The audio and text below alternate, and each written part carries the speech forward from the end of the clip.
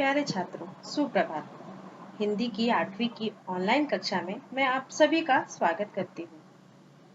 प्रत्येक व्यक्ति जहाँ जन्म लेता है वह उसकी मातृभूमि कहलाती है। जिस प्रकार हम अपनी जन्म देने वाली माता से प्रेम करते हैं, उसी प्रकार हमें अपनी मातृभूमि से भी प्यार होता है। अर्थात मातृभूमि माँ के समान होती है।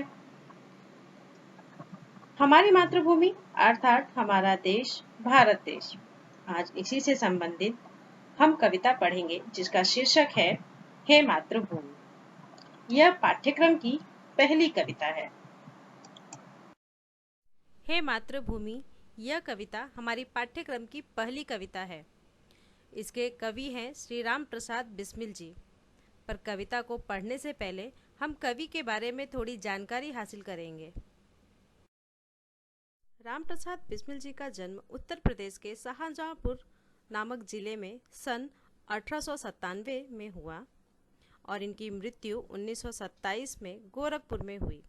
राम प्रसाद बिस्मिल जी भारत के एक महान स्वतंत्रता सेनानी ही नहीं बल्कि उच्च कोटि के कवि, अनुवादक, बहुभाषाविद व साहित्यकार भी थे। उच्च कोटि के कवि अर्थात ऊंचे स्तर के कवि, अनुवादक अर्थात ट्रांसलेटर जो एक भाषा से दूसरी भाषा में ट्रांसलेट करके लिखते हैं, बहुभाषाविद अर्थात जिन्हें बहुत सारी भाषाओं का ज्ञान भी था, वह साहित्यकार जो साहित्य बनाते हैं, जो निबंध, कविताएं, लेख आदि लिखते हैं, साहित्यकार कहलाते हैं। राम प्रसाद बिस्मिल जी ने देश की आज़ादी के लिए अपने प्राणों की आहुति दे दी थी। सरफरोशी की तमन्ना अब हमारे दिल में है, देखना है जोर कितना बाजुए कातिल में है। यह प्रसिद्ध गीत आप सभी ने सुना ही होगा। यह इन्हीं की एक प्रसिद्ध रचना है। बिस्मिल जी केवल बिस्मिल नाम से ही नहीं बल्कि राम और अज्ञात के नाम से भी लेख व कविताएं लिखा करते थे।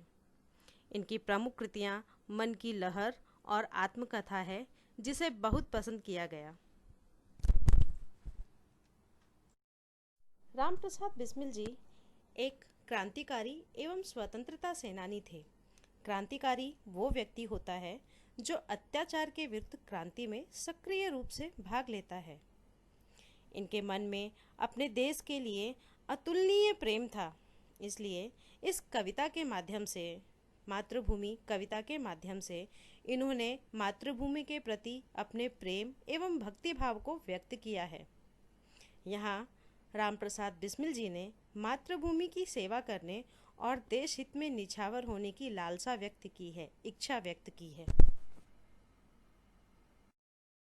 चलिए तो आज हम सब पहले इस कविता को पढ़ेंगे।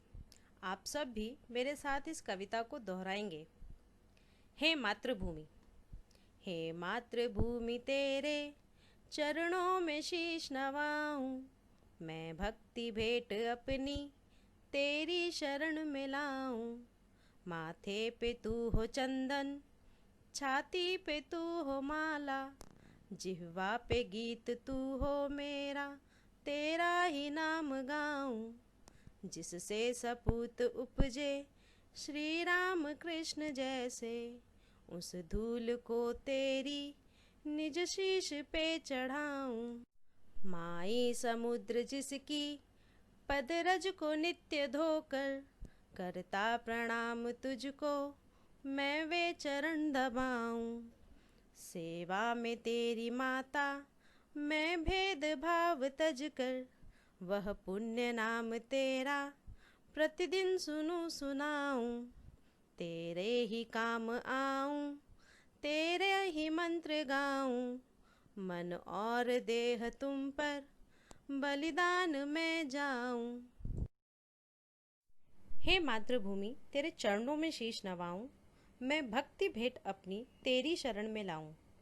यहाँ राम प्रसाद बिस्मिल जी मातृभूमि अर्थात अपनी जन्मभूमि, अपने देश के प्रति सम्मान व्यक्त करते हुए कहते हैं कि हे मातृभूमि मैं तेरे चरणों में, चरण अर्थात पद, पैर, शीश अर्थात सिर, नवाऊं मतलब झुकाना, कि हे मातृभूमि मैं तेरे चरणों में, तेरे पद में अपना सिर झुकाना चाहता हूँ।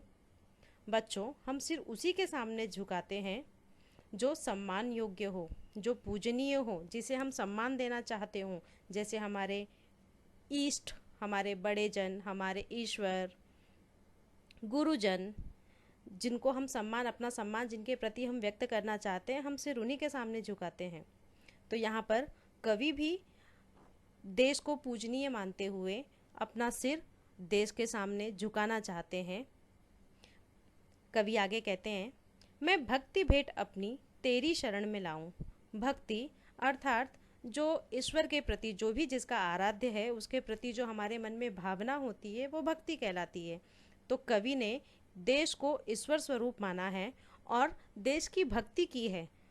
तो इसके लिए कवि कह रहे हैं कि वो अपनी भक्ति को, जो भक्ति भाव है देश के प्रति, उनके मन में जो भाव है, उसको उपहार स्वरूप लेकर आना चाहते हैं और देश की शरण में आना चाहते हैं। मातृभूमि से गुजारिश कर रहे हैं कि वो मुझे अपनी शरण में ले ले। हे मातृभूमि, मेरे इस उपहार को, मेरे भक्ति रूपी उपहार को मैं लेकर आया हूँ, मुझे अपनी शरण में ले लो।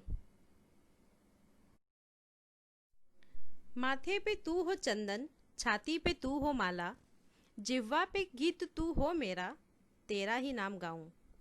कवि कहते हैं कि हे माँ, माथे पर अर्थात मस्तक पर, माथा अर्थात मस्तक पे तू चंदन के समान विराजित हो। तुम मेरे माथे पर, जिस प्रकार हम तिलक लगाते हैं माथे पर, अपने माथे को सुशोभित करते हैं, सजाते हैं, उसी प्रकार कवि कह रहे हैं कि मैंने मातृभूमि को तिलक के रूप में अपने माथे पर धारण कर लिया है।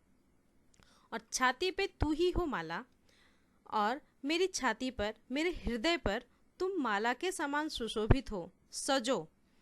अर्थात मेरे हृदय में, और छाती अर्थात हृदय, माथा अर्थात मस्तक, तो मेरे मस्तक और हृदय में तुम्हारा ही वास हो।